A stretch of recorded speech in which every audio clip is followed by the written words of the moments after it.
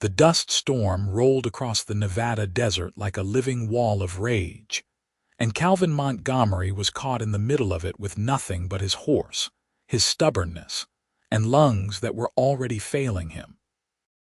He had been coughing for 3 days straight, blood speckling his bandana each time he pulled it away from his mouth. And now the storm had found him on the empty road between Virginia City and the small mining settlement where he hoped to find work. The year was 1878, and men died alone out here all the time, forgotten before their bodies even turned cold. Calvin had left his family's failed ranch in Texas 6 months ago, chasing the promise of silver in Nevada's mountains. He was 24 years old and had nothing to show for his life, except calloused hands and a persistent cough that the doctor back home said came from breathing too much dust over too many years. The storm hit him like a fist, and his horse reared and bolted, leaving Calvin stumbling forward on foot. His hand pressed against his mouth as he tried desperately not to breathe in the choking particles that filled the air. Each breath felt like swallowing ground glass, and his cough came harder now, doubling him over as he staggered forward blindly. He did not hear her approach. He could not hear anything over the howl of the wind and his own desperate gasping. But suddenly there were hands on his shoulders, strong and sure, and then something soft was being wrapped around his face, covering his nose and mouth. The cloth smelled clean somehow, like soap and sage, impossibly clean in the middle of this hellish storm. Calvin tried to pull away, confused and disoriented, but the hands held him firm. "Stop fighting me," a woman's voice shouted near his ear. "I am trying to help you." Calvin let himself be guided forward, his eyes squeezed shut against the stinging dust. The woman kept one hand on his arm and seemed to know exactly where she was going. After what felt like hours but was probably only minutes, Calvin felt the air change. They had stepped into some kind of shelter, and suddenly the roar of the storm was muffled. He collapsed to his knees, coughing violently into the cloth that still covered his face. "Easy now," the woman said, kneeling beside him. "Try to breathe slow, small breaths." Calvin tried to obey, though his lungs screamed for air. Gradually, the coughing fit subsided enough for him to open his eyes. They were in some kind of shallow cave or rock overhang, just deep enough to provide shelter from the storm. A small lantern burned in the corner, casting warm light over the space. The woman crouched beside him, her hand still on his shoulder, watching him with concerned eyes. She was beautiful in a way that made Calvin forget about his aching lungs for a moment.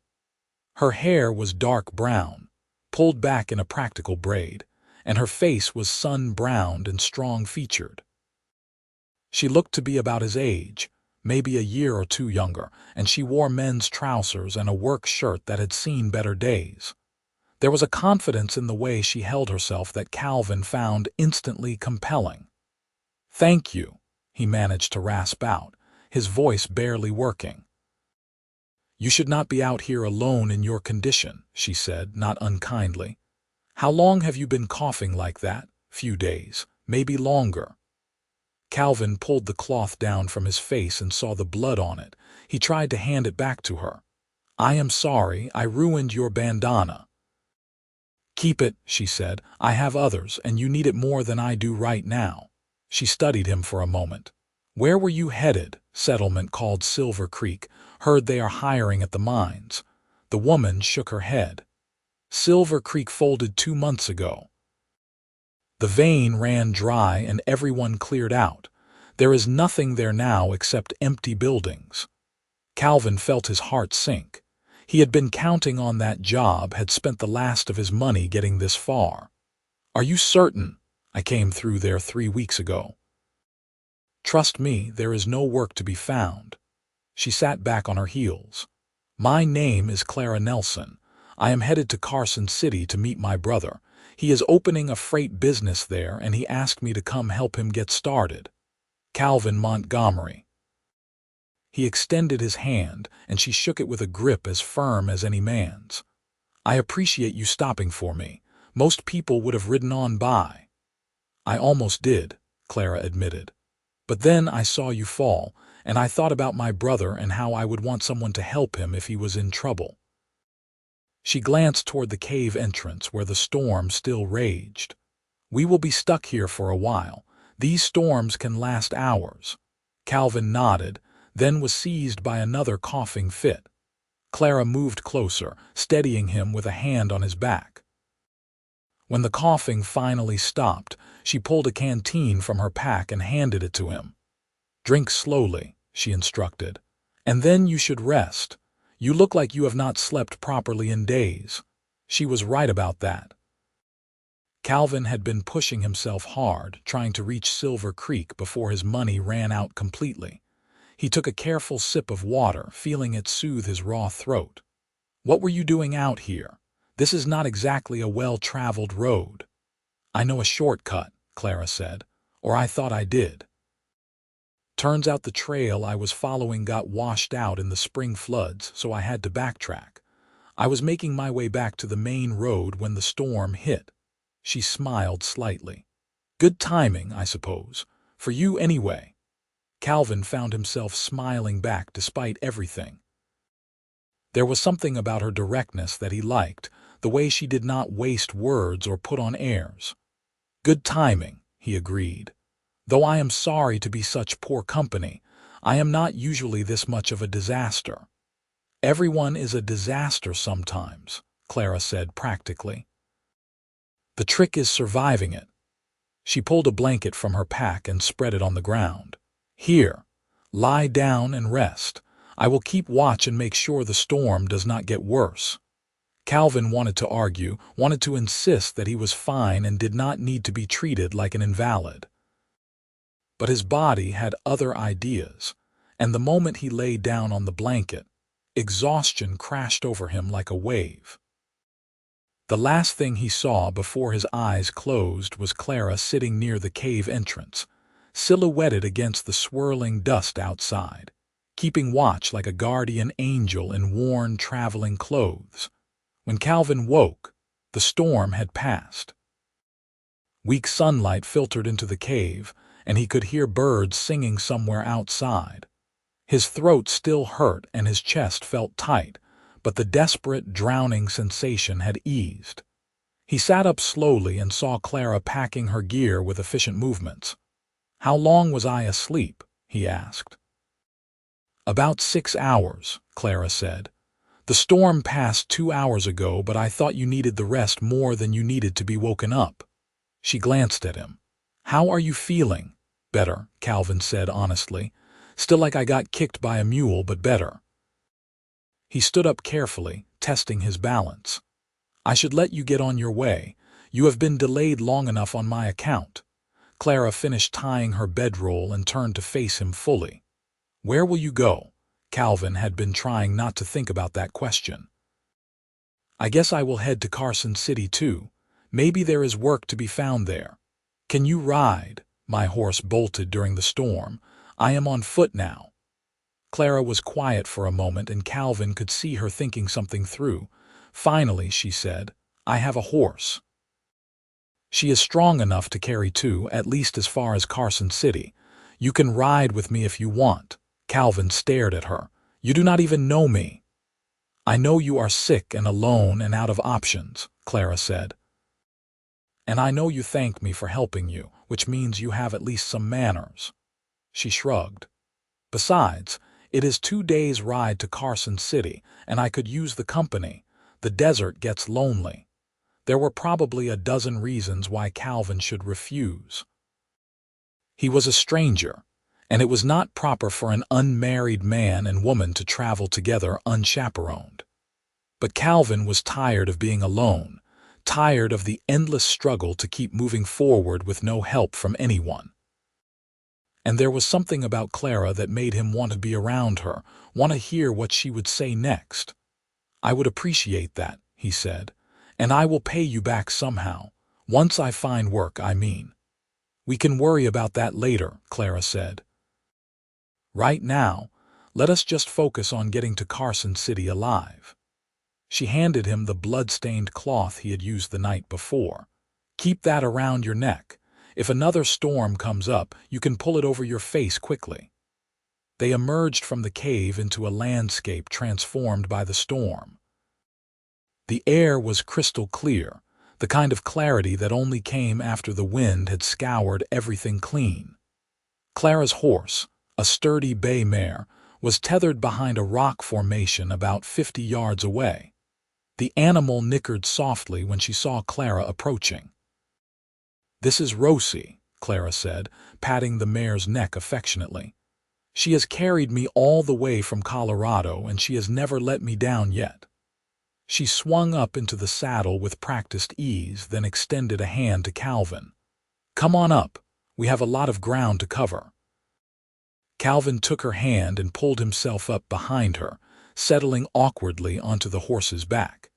It had been a while since he had ridden double, and he was not sure where to put his hands. Clara solved the problem by reaching back and pulling his arms around her waist. "Hold on," she said matter-of-factly. "And do not be shy about it. I would rather you hold too tight than fall off and crack your skull open." Calvin felt his face heat up, but he did as he was told, wrapping his arms around Clara's waist. He could feel the warmth of her body through her shirt, could smell the sage scent that clung to her hair. It was intensely distracting, but also strangely comforting. He could not remember the last time he had been this close to another person. They rode through the morning in companionable silence. The sun climbed higher, beating down on them with relentless heat, but Clara seemed to know where she was going. She kept the horse to a steady walk, conserving the animal's energy, and periodically offered Calvin water from her canteen. Around midday, they stopped in the shade of a rock outcropping to rest. "Tell me about your brother," Calvin said as they shared some jerky and hardtack from Clara's supplies. "The one in Carson City." Clara's face softened when she talked about her brother. "His name is Thomas. He is 3 years older than me, and he is the smartest person I know. He worked as a freight manager for a big company in Denver, but he saved his money and made connections, and now he has enough to start his own operation. He asked me to come help because he trusts me and because I am good with numbers and organizing things." "Where are your parents?" Calvin asked. "Dead," Clara said simply. "Mother died when I was 12, father 5 years ago. It has just been me and Thomas since then." She looked at Calvin. "What about you? Why did you leave Texas?" Calvin took a breath, then told her about the ranch, about the drought that had killed their cattle and dried up their water sources, about his father's death and his mother's decision to move in with her sister in Galveston, about his own decision to head west and try to make something of himself. "I wanted to prove I could do it," he said. "Wanted to prove I was not just another failed rancher's son." He laughed bitterly. "Instead, I am a failed rancher's son who is also sick and broke and dependent on the charity of strangers." "You are not dependent on charity," Clara said firmly. "You are accepting help, which is different. Everyone needs help sometimes, Calvin. That does not make you weak or a failure." Calvin wanted to believe her, but years of his father's harsh lessons about self-reliance made it hard. "How do you figure that?" "Because helping each other is how people survive out here," Clara said. "If everyone insisted on doing everything alone, we would all be dead. The West is too big and too harsh for that kind of thinking." She met his eyes. "You would have helped me if our situations were reversed, would you not?" "Of course," Calvin said without hesitation. "Then why is it so hard to accept help from me?" Calvin did not have a good answer to that, so he stayed quiet. Clara smiled slightly, as if she had won the argument, and started packing up their supplies. "Come on, we should make a few more miles before dark." They rode through the afternoon, and Calvin found himself relaxing into the rhythm of the horse's gait and the warmth of Clara's presence in front of him. She pointed out landmarks as they passed, explaining the geography of the region with the ease of someone who had spent a lot of time traveling through it. Calvin learned that she had been working as a bookkeeper for various businesses in Colorado for the past 2 years, saving money and learning everything she could about commerce and trade. "I am tired of working for other people," she said. "With Thomas's freight business, I will have a stake in something real. We can build something together." Calvin admired her ambition, the clear-eyed way she looked at the future. He had spent so much of his own life just trying to survive day to day that he had forgotten what it felt like to plan beyond the next meal or the next job. As the sun began to set, they made camp in a hollow between 2 hills. Clara proved to be an efficient camp maker, setting up a small fire and laying out their bedrolls with quick, practiced movements. Calvin helped as much as he could, though he was still weak and had to stop several times to catch his breath. "You should see a doctor when we get to Carson City," Clara said as she handed him a plate of beans and bacon. "That cough is not getting better on its own." "I cannot afford a doctor," Calvin said. "Then we will figure something else out," Clara said. "But you cannot just ignore it, Calvin. That is how people die." The directness of her words hit Calvin hard. He had been trying not to think about the possibility that his cough might be something serious, something that could not be fixed with rest and clean air. But Clara was right. He could not keep pretending everything was fine. "I will see a doctor," he promised. "Once I have some money." They ate in silence for a while, watching the fire crackle and the stars emerge overhead. The night was cool and clear, and Calvin felt a strange sense of peace settling over him. It had been a long time since he had felt safe, but here, sitting by the fire with Clara, he did. "Can I ask you something?" Clara said after a while. "Sure." "Why were you really headed to Silver Creek? I mean, there are plenty of mining towns in Nevada. Why that one specifically?" Calvin considered lying, then decided Clara deserved the truth. "Because it was far away from everything I knew. Because I thought maybe if I went somewhere no one had heard of Calvin Montgomery, I could start over and be someone different, someone successful." Clara nodded slowly. "I understand that. Sometimes it feels like the only way to escape who you were is to go somewhere new." She poked at the fire with a stick. "But you know what I learned. It does not matter where you go, you are still you. The trick is figuring out how to be okay with that. Are you okay with it?" Calvin asked. "With who you are, I mean," Clara smiled. "Most days. I like that I am tough and practical and do not need anyone to take care of me. I like that I can ride and shoot and keep books better than most men. But sometimes I wonder if being so independent means I will always be alone." "You do not seem alone to me," Calvin said.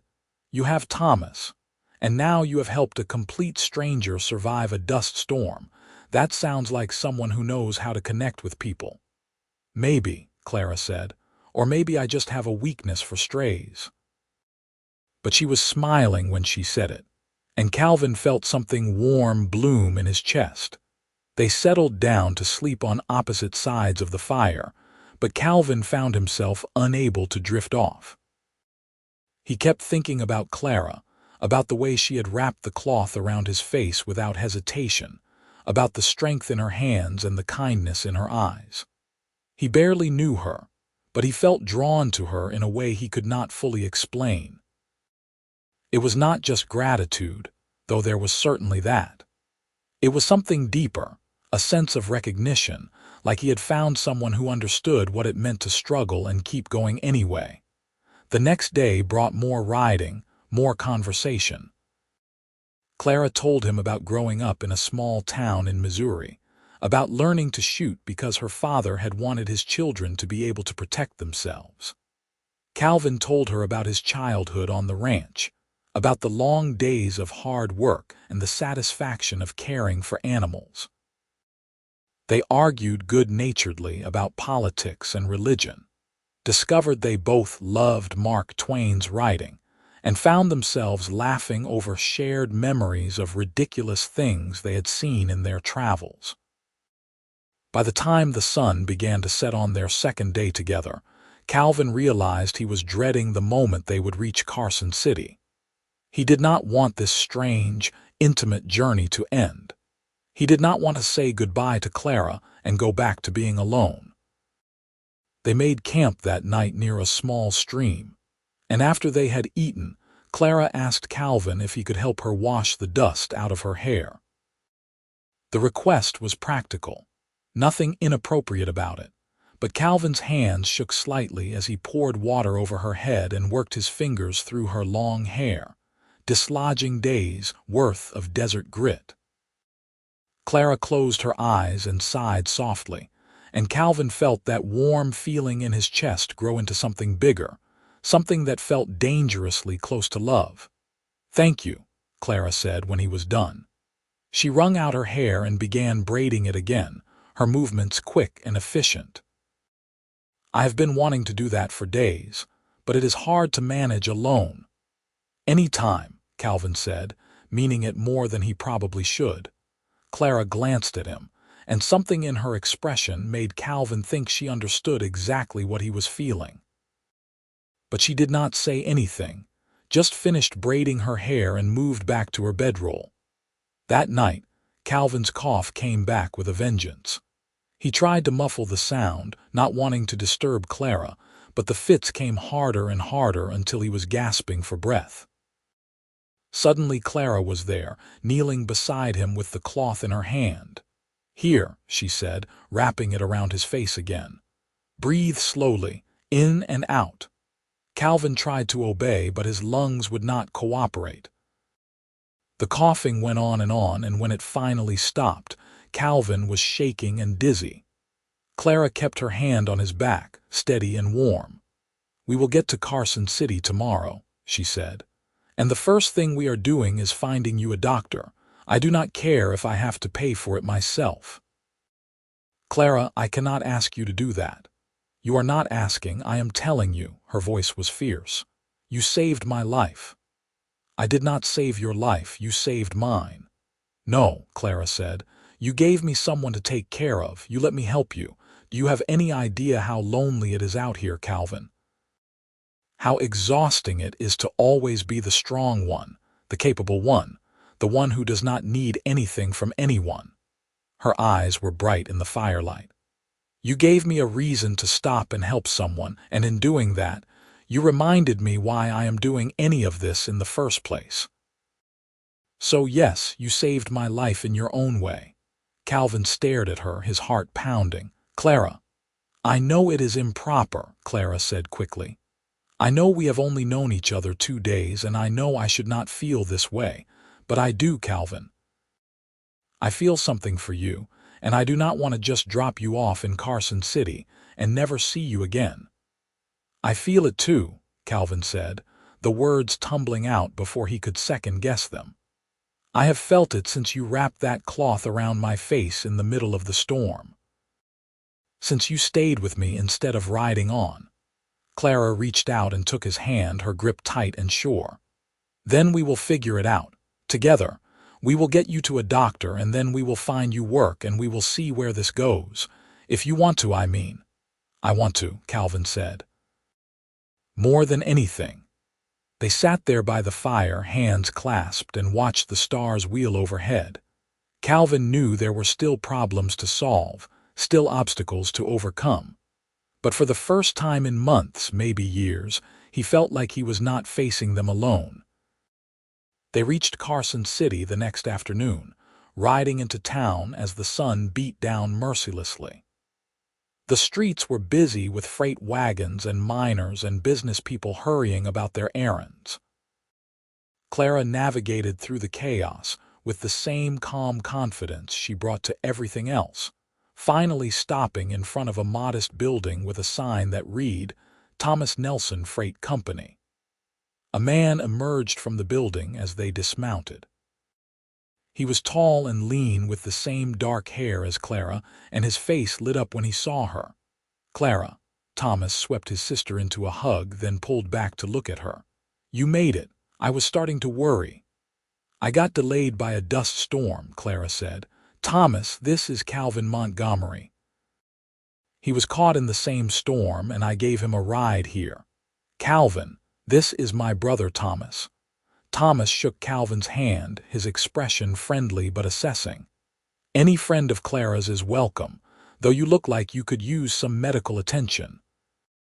"That is what I have been telling him," Clara said. "Do you know where we can find a doctor?" "Dr. Mitchell has an office 2 streets over," Thomas said. "I can show you." He glanced between Clara and Calvin saw understanding dawn in his eyes. Thomas was smart enough not to comment on it directly, but he gave Clara a small smile that said he knew something significant had happened during her journey. Dr. Mitchell turned out to be a middle-aged man with a kind face and gentle hands. He examined Calvin thoroughly, listening to his lungs and asking questions about his symptoms. Finally, he stepped back with a thoughtful expression. "You have severe bronchitis," he said, "probably brought on by prolonged exposure to dust and dry air. The good news is that it is not consumption, which is what I suspect you were afraid of. The bad news is that you need rest and clean air and medicine, none of which are cheap." "How much?" Calvin asked, his heart sinking. Dr. Mitchell named a figure that was more than Calvin had seen in 6 months. Clara, however, did not hesitate. "I will pay it," she said. "Clara." "No, I said I will pay it, and I meant it." Clara's tone left no room for argument. "You can pay me back when you are able. Right now, you need to get better." Dr. Mitchell looked amused by the exchange but did not comment. He provided Calvin with medicine and detailed instructions for his care, then sent them on their way. Outside the office, Calvin tried again to protest. "Clara, I cannot let you do this." "You are not letting me. I am doing it." Clara took his arm and steered him back toward her brother's office. "Now stop arguing and save your breath for healing." Thomas had prepared a room above the freight office for Clara, but he quickly offered to let Calvin stay there as well, setting up a second bedroll in the corner. Calvin protested this too, but Thomas waved him off. "Clara says you are a good man who needs help," Thomas said. "That is enough for me. Besides, I could use another set of hands around here once you are feeling better. The freight business is growing faster than I expected."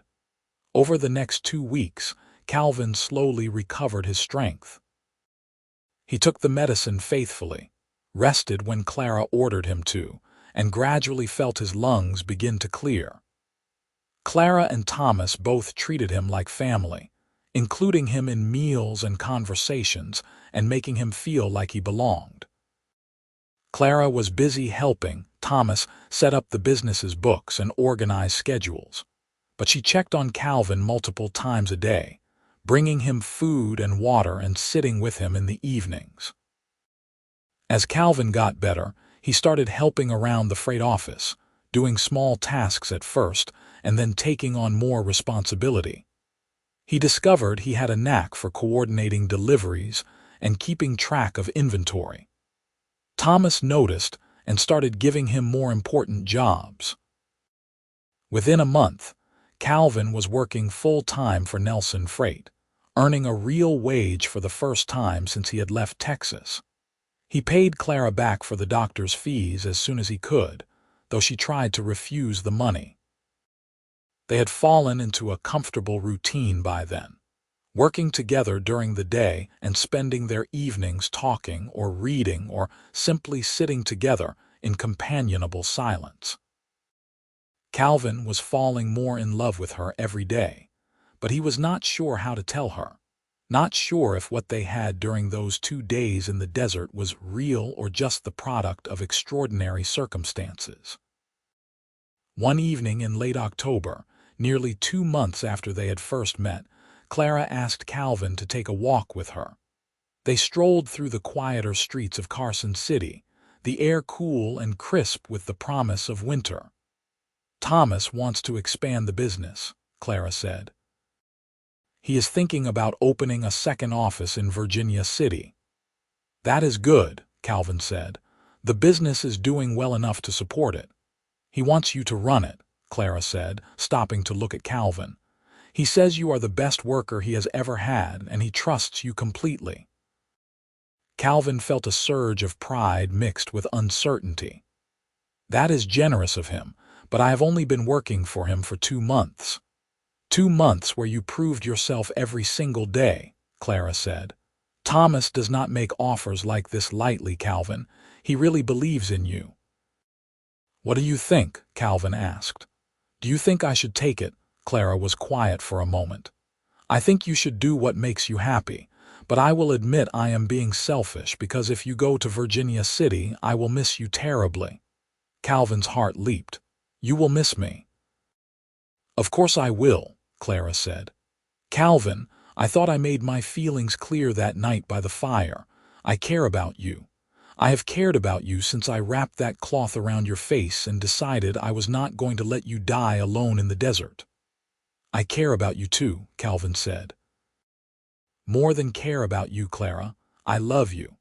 I have loved you for weeks now, but I was not sure if you felt the same way or if what happened between us was just—" "Just what?" Clara challenged. "Just 2 people being thrown together by circumstance. You think that is all it was?" "No," Calvin said quickly. "I do not think that at all, but I am still broke, Clara. I am still a failed rancher's son who barely has anything to his name. You deserve better than that." Clara stepped closer to him, her eyes flashing. "Let me tell you what I deserve, Calvin Montgomery. I deserve a man who is honest and hardworking and kind. I deserve someone who does not treat me like I am fragile or stupid just because I am a woman. I deserve someone who lets me help him and does not see it as a weakness." She reached up and touched his face. "I deserve you if you will have me." Calvin caught her hand and held it against his cheek. "Are you sure? Because if I kiss you right now, I am going to want to marry you. I am going to want to build a life with you." "Then kiss me," Clara said, "and let us start building." Calvin kissed her there on the street in Carson City, with the stars bright overhead and the cool wind blowing around them. It was not his first kiss, but it felt like it, felt like the beginning of something entirely new. Clara kissed him back with enthusiasm, her arms wrapping around his neck, and when they finally broke apart, they were both breathless and grinning. "I will take the Virginia City job," Calvin said, "but only if you come with me, as my wife." "That is the best offer I have had all year," Clara said, laughing. "Yes, Calvin, yes to all of it." They were married 3 weeks later in a simple ceremony with Thomas and a few of their new friends as witnesses. Clara wore a simple blue dress that made her eyes shine, and Calvin wore new clothes purchased with his wages. When the minister pronounced them husband and wife, Calvin felt like the luckiest man in Nevada. They moved to Virginia City in December, taking over the new branch of Nelson Freight. The office was small, just 2 rooms above a general store, but it was theirs. They worked side by side every day, Clara managing the books and Calvin coordinating deliveries. The business grew steadily, and by the following spring they were turning a solid profit. Life in Virginia City suited them both. The town was rough and busy, full of miners and merchants and people chasing dreams. Calvin's lungs continued to improve in the cleaner mountain air, and his cough faded to an occasional irritation rather than a constant plague. He and Clara fell into an easy partnership, supporting each other through challenges and celebrating victories together. In the summer of 1879, Clara discovered she was pregnant. Calvin was overjoyed and terrified in equal measure. He had never thought much about being a father, but now that it was happening, he wanted desperately to be good at it. "Clara, practical as always, simply adjusted their plans to account for the coming baby and kept working until she was too large to comfortably sit at the desk. Their son was born in February of 1880 during a late-season snowstorm. Calvin held Clara's hand through the long hours of labor, marveling at her strength and courage. When the baby finally arrived, red-faced and squalling, Calvin felt his heart crack open in a way he had never experienced before. "What should we name him?" Clara asked, exhausted but radiant as she held their son. "How about Thomas?" Calvin suggested. "After your brother," Clara smiled. "Thomas Calvin Montgomery, I like that." Little Thomas was a healthy, hungry baby who rarely slept and seemed determined to explore the world as fast as possible. Calvin and Clara took turns walking him through the night, soothing his tears and marveling at his tiny fingers and toes. The freight business slowed during those early months, but neither of them minded. They had built something more important than a business. They had built a family. 2 years later, Clara was pregnant again. This time, they welcomed a daughter they named Margaret, after Calvin's mother. Margaret was quieter than her brother, more contemplative, but she had her mother's fierce intelligence and her father's stubbornness.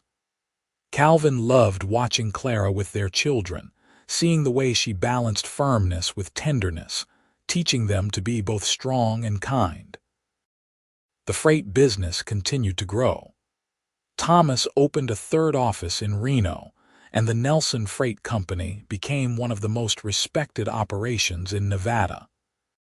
Calvin and Clara's branch in Virginia City was the most profitable of the three, largely due to their combined skills and tireless work ethic. They hired additional workers as the business expanded, and Calvin took pride in paying fair wages and treating his employees with respect. In 1884, they bought a house on the edge of Virginia City, a sturdy 2-story building with a view of the mountains. It had a garden where Clara grew vegetables and herbs, and a stable where they kept 3 horses. Thomas and Margaret had their own rooms, and there was space for the third child that arrived the following year, a boy they named Samuel. Calvin sometimes thought back to that day in the desert, to the moment when Clara had wrapped the cloth around his face and refused to leave him to die alone. Everything good in his life had come from that single act of kindness, that choice to help a stranger when she could have just as easily ridden on. He had been alone and failing, coughing his way toward death, and she had stayed. She had wrapped a cloth around his face and stayed. On their 10th wedding anniversary, Calvin and Clara left the children with Thomas and his wife for the evening and rode out into the desert together. They found a spot that reminded them both of where they had first sheltered from the storm, and they sat watching the sunset paint the sky in shades of gold and crimson. "You ever regret it?" Calvin asked. "Stopping for me that day?" Clara looked at him like he had grown a second head. "Are you serious, Calvin? You are the best thing that ever happened to me." "I am just saying you could have kept riding. You would have gotten to Carson City faster, and you would not have had to deal with a sick, broke cowboy." "And I would have missed out on the love of my life," Clara said firmly. "I would have missed out on our children and our business and this entire wonderful, frustrating, amazing life we have built together." She took his hand. "I do not regret a single second, Calvin, not one." Calvin pulled her close and kissed her temple. "I love you," he said. "I will love you until the day I die and probably after that too." "Good," Clara said, leaning into him, "because you are stuck with me, Montgomery." They sat there as the stars came out, holding each other in the desert where their story had begun. Around them, the wind blew softly, carrying the scent of sage and possibility. Somewhere in the distance, a coyote howled and Clara's horse nickered in response. Calvin felt Clara's steady breathing against his chest, felt the warmth of her body and the strength of her presence, and knew that he was exactly where he belonged, The years continued to pass, bringing both challenges and joys. The freight business weathered economic downturns and competition from larger companies, but Calvin and Clara's leadership kept it strong and growing. Their children grew up healthy and happy, learning the value of hard work and the importance of helping others. Thomas became a fine young man with his mother's head for numbers and his father's steady presence. Margaret proved to be a gifted writer and spent hours recording the stories of Virginia City's residents. Samuel, the youngest, was wild and adventurous, always getting into scrapes and needing to be rescued. In 1892, when Calvin was 38 years old, he and Clara made the decision to expand their house to include space for Thomas and his wife, who had married the year before. The freight business was doing well enough that they could afford to build on, and Calvin liked the idea of keeping his family close. Clara agreed, always happiest when she was surrounded by the people she loved. They celebrated that Christmas with 3 generations under one roof. Calvin's mother had come to visit from Texas, finally recovered enough from his father's death to travel. She had met Clara and the children several times before, but this was the first time she had stayed for an extended period. Calvin watched his mother and his wife work together in the kitchen, laughing and trading stories, and felt a deep sense of contentment on Christmas evening, after the children had been put to bed and the adults were sitting around the fire. Calvin's mother pulled him aside. "I need to tell you something," she said. "I need to tell you how proud I am of you." Calvin felt his throat tighten. "Ma, you do not have to." "Yes, I do," she insisted. "When you left Texas, I was so worried. I thought you were running away from your problems, thought you would end up lost and alone out here. But you did not. You found Clara, and you built a life and a business and a family. You became a man your father would be proud of." "I do not know about that," Calvin said. "Pa always thought I was too soft." "Your father was wrong about a lot of things," Calvin's mother said quietly. "He was a hard man, and he did not know how to show love except through tough lessons. But you, Calvin, you know how to be strong and gentle at the same time. You know how to accept help and give it. That is a much greater strength than anything your father had." Calvin hugged his mother, blinking back tears. He thought about the boy he had been when he left Texas, scared and stubborn and determined to prove himself. He thought about the man he had become, with a wife who loved him and children who trusted him and work that mattered. He had not done it alone.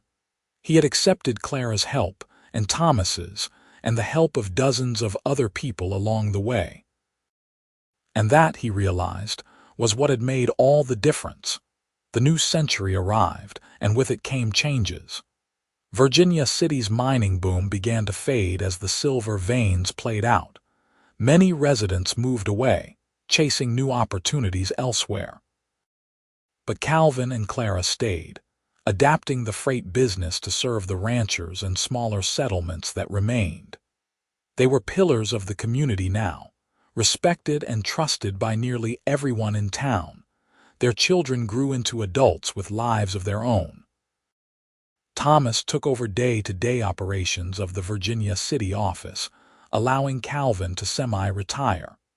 Margaret moved to San Francisco to work for a newspaper, though she visited often. Samuel joined the cavalry and sent letters home filled with tales of his adventures.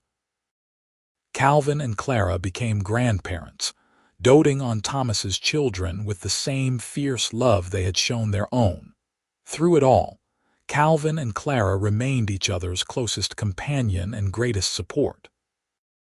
They still worked together most days, though their tasks now involved more advising and less physical labor. They still took evening walks when the weather was good, still sat together watching the desert sunsets. Clara's hair was streaked with gray now, and Calvin's shoulders were broader and more stooped than they had been in his youth. But when they looked at each other, They still saw the young man and woman who had met in a dust storm and chosen to stay together. One evening in the spring of 1905, Calvin and Clara sat on the porch of their house, watching their grandchildren play in the yard. Little Thomas, named after both his father and great-uncle, was chasing his younger sister around while their parents watched from nearby. The sun was setting, painting the sky in familiar shades of gold and red. "You remember that dust storm?" Calvin asked suddenly. Clara smiled. "Of course I remember. How could I forget? That was the day I found you. You saved my life that day." "We saved each other," Clara corrected. "You gave me something to fight for, Calvin. You gave me a reason to be brave." Calvin took her hand, feeling the familiar calluses and the warmth of her skin. "I was thinking about what you said that night, about how exhausting it was to always be the strong one, the capable one." "Do you still feel that way?" "Sometimes," Clara admitted, "but not as often, not since I've had you to share the burden with." She squeezed his hand. "That is what marriage is, I think. Two people deciding they would rather face the storms together than alone. Even when one of them is coughing their way through those storms." "Especially then," Clara said. "That is when the cloth around the face and the decision to stay matter most." They sat in comfortable silence as the sun disappeared below the horizon and the first stars emerged. Inside the house, they could hear the sounds of their family preparing dinner, the clatter of dishes and the murmur of conversation. Calvin thought about all the years that had passed since that day in the desert, all the choices that had led them to this moment. He thought about the storms they had weathered together, both literal and metaphorical. And he thought about how grateful he was that Clara had been the one to find him that day, that she had been the one to wrap a cloth around his face and stay when anyone else would have ridden on. "I love you," he said, the words as true now as they had been 27 years ago. "I love you too," Clara replied, leaning her head on his shoulder. "Always have, always will." The grandchildren called for them then, wanting to show them something they had found in the garden. Calvin and Clara stood together, still holding hands, and walked inside to join their family. Behind them, the desert stretched out under the starlight, beautiful and harsh and full of possibility, just as it had always been. But they were not alone in it anymore. They had each other, and that made all the difference. The years ahead would bring more changes, more challenges. But Calvin and Clara would face them the same way they had faced everything else. Together, with love and determination, and the knowledge that some choices, like stopping to help a stranger in a dust storm, can change everything. Clara had wrapped a cloth around his face and stayed, and in doing so, she had given Calvin not just his life back, but a reason to live it fully. And Calvin had let her help him, had opened his heart to her, and in doing so had given Clara what she needed most, someone to share the burden and the joy of being alive. Their love story had begun in dust and desperation, but it had bloomed into something beautiful and enduring, a testament to the power of choosing kindness when it would be easier to ride on by. And as they moved through their later years surrounded by family and friends, and the life they had built together in the wild Nevada mountains, they never forgot the storm that had brought them together, or the simple act of wrapping a cloth around a stranger's face that had started it all.